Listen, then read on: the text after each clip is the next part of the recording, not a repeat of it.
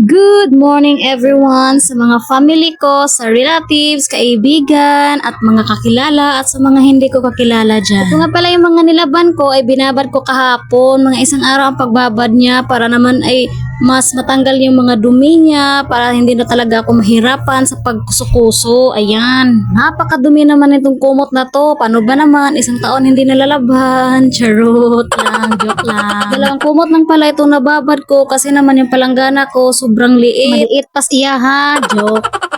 Magpapatawa lang tayo guys para iwas stress. Apat na kumot naman talaga yung dapat kong labhan kaso nga hindi magkasya sa aking palanggana kasi nga sobrang liit. Kaya nga naman dalawa lang muna tong ibinabad ko kahapon at saka nilabhan ko ngayon. Ang hirap kasi maglaban ng kumot guys lalo na't na makadumi kaya naman ibabad ko muna ng isang araw. Sa ganun naman ay hindi ako masyadong mahirapan sa paglalaba. Pagkatapos kong ang labhan yung mga kumot na ibinabad ko ay ito isinampay ko na. Kaya naman bago matapos tong video na to maisha-shoutout muna ako. Tagal na kasi ito siyang nag-comment kaso nakalimutan ko. Kaya pasensya na po talaga ma'am kung ngayon lang kita masa-shoutout. Kaya a big shoutout to Ma'am Maria Lizelle Jimenez Cobod. Thank you nga pala sa iyo Ma'am Maria Lizelle. Sana ay nasa mabuting kalagayan ka ngayon kasama ang iyong mga mahal sa buhay. Salamat po sa inyong panonood. Hanggang dito muna kasi ako pa'y magbababa dito natirang mga kumot.